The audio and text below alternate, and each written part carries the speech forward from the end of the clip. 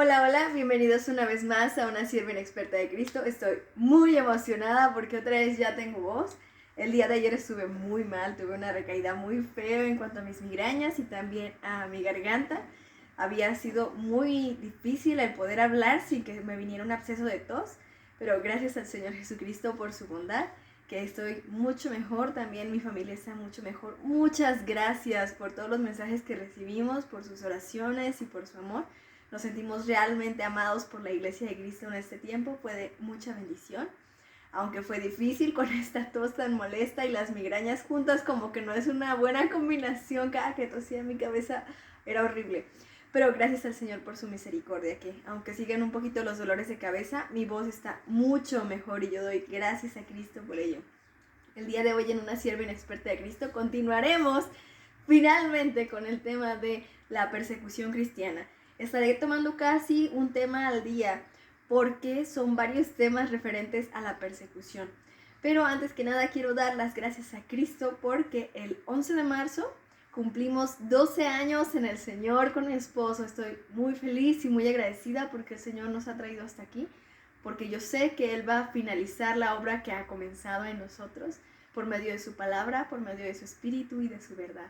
Yo estoy muy agradecida y yo soy una sierva inútil e inexperta del Señor, y aún así el Señor me sostiene en su amor y doy gracias a Él porque me rescató, porque estábamos en el retiro de mujeres y estábamos diciendo acerca de que cómo ciertas cosas pequeñas pueden hacer un cambio enorme. Y hablábamos acerca del perdón y del dominio de la lengua. Y hablábamos que iban de la mano. Entonces yo les compartí que cuando yo me convertí a Cristo fue porque mi hermana, que andaba en una vida muy mal, llegó a casa y hay muchos problemas con mi padre terrenal.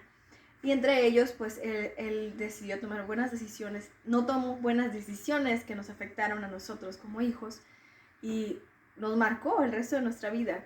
Y a la que más marcó fue a mi hermana, y hubo mucha violencia involucrada y un rollo de cosas. El punto es de que durante 4 años ellos ni siquiera se dirigieron la palabra.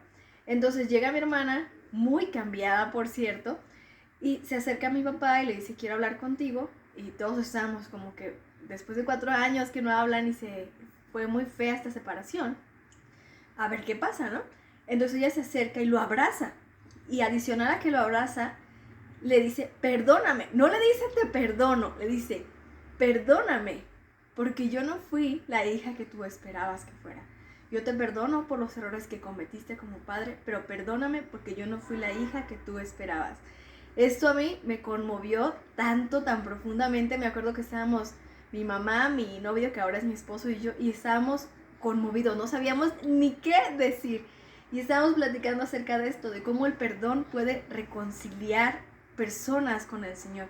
Mi papá simplemente le dijo a mi hermana: ¿dónde estaba mi hija? Yo anhelaba tener esta hija de vuelta en mi vida. Y mi hermana le dijo: ella ya murió, yo soy una nueva criatura en el Señor Jesús. Y de ahí mi hermana nos compartió el plan de salvación, empezamos a ir a una iglesia cristiana, y meses después el Señor Jesús nos trajo a sus pies, y muchos meses después, casi un año después, tomamos la decisión de seguir al Señor y no volver atrás cuando nos bautizamos como nuestro primer acto de obediencia, y decidimos: jamás, jamás volveré atrás. Entonces nos llamaba la atención que decía una de las hermanas: yo jamás creí que Sandra se iba a convertir al Señor. La verdad es que andaba tan perdida, yo no sé en qué cosas creía. Y me dijo: no, es que tú sí estabas metida en cosas bien feas. Y yo: no eran tan malas. Bueno, sí andaba con un montón de chicas que eran bien problemáticas, que se les conocía porque eran bien fáciles y se metían con Pedro, Juan y Luis al mismo tiempo, pero no era tan malo. Sí andaba con chavos que se drogaban y así, pero no era tan mala. Y pues sí estaba a veces con personas que adoraban a Satanás y andaba en esta onda, pero no era tan mala. Y estábamos hablando de esta clase de cosas. Y en eso alguien dice: yo jamás me habría imaginado que el Señor Jesús te sacó de allí. Y eso me hace pensar a lo importante de nuestros testimonios, cómo el Señor nos cambia tan profundamente a base de nuestros testimonios, y cómo nuestros testimonios pueden tocar a otras personas y conmoverlas y decir: no soy el único pecador. ¿Por qué hago todo esto? ¿Por qué hablo de todo esto? Porque hoy, hablando de la persecución, vamos a pensar en esto. Muchas veces la persecución inicia por cosas pequeñas como estas. una ocasión nos tocó conocer a un hombre que muchos años fue alcohólico. Él no es cristiano, es simpatizante cristiano, eso quiere decir que él jamás ha tomado una decisión de seguir a Cristo. Pero sin embargo, cuando este hombre dejó el alcohol, porque los cristianos le mostraron que eso no era algo que agradara al Señor Jesús, la Biblia no tiene nada en contra del alcohol en cuanto a tomar o no tomar, en lo que sí tiene es en los excesos, en el alcoholizarte simplemente porque sí, o simplemente ponerte hasta atrás de borracho. Entonces él decidió, ¿sabes qué? Yo no tengo autocontrol en cuanto al alcohol, soy alcohólico, así que debo detenerme. Porque a eso nos insta la Biblia. Por más que él no era cristiano, él decidió tomar esta decisión por base de Cristo, de que no era correcto, que Cristo no lo aprobaba. Entonces este hombre deja de beber alcohol y la gente se conmovió, se enojó porque este hombre, a base de que los cristianos hablaron con él, dejó de ser alcohólico. Años y años, casi 30 años de ser alcohólico, y este hombre no se detuvo hasta que tuvo un choque con los cristianos, pero no con los cristianos, con Cristo mismo. Entonces fue que él cambia esta perspectiva de su vida y deja de beber alcohol. Entonces una persona le dice, es que tú no tienes que cambiar porque ellos te lo hayan dicho y así. Y él dice, yo no lo hice por ellos. Yo lo hice por el Señor Jesucristo y por mí, porque yo lo necesitaba. Bueno, tanto le instaron las personas que lo presionaban a que bebiera. Tanto lo presionaban que hasta le llevaban botellas de alcohol para que bebiera.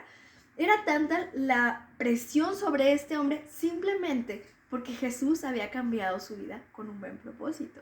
Este hombre era un golpeador, era una persona terrible cuando estaba alcoholizada, y cuando él toma el sendero en el Señor Jesús y deja el alcohol, se vuelve un buen ciudadano, uno productivo para la comunidad. Y que nos encontramos con la comunidad que lo presiona y lo sigue para decir, es que lo que estás haciendo no es correcto, ser alcohólico es lo correcto. Y sacude, ¿no? Mueve esto.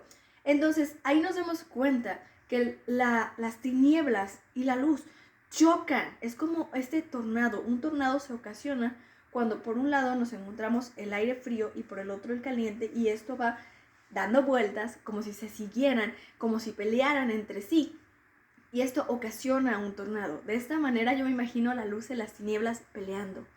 Por eso dice, como ya lo veíamos en el libro de Juan, que los hombres prefirieron las tinieblas que la luz, porque sus obras eran malas.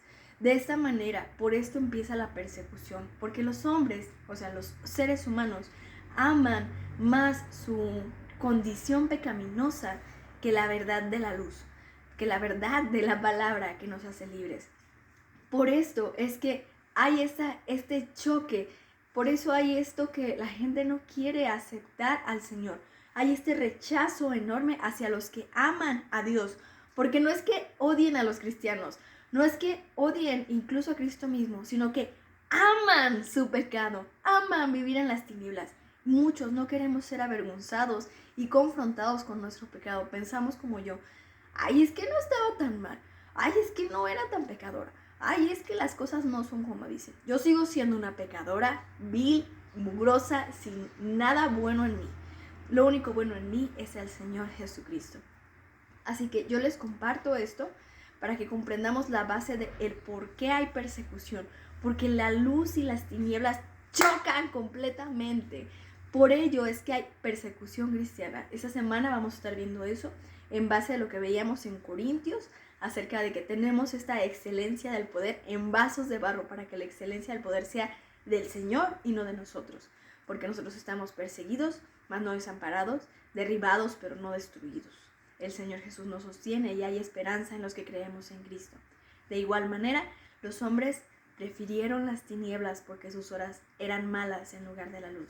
Vamos a estar viendo la persecución cristiana en base a estas citas bíblicas.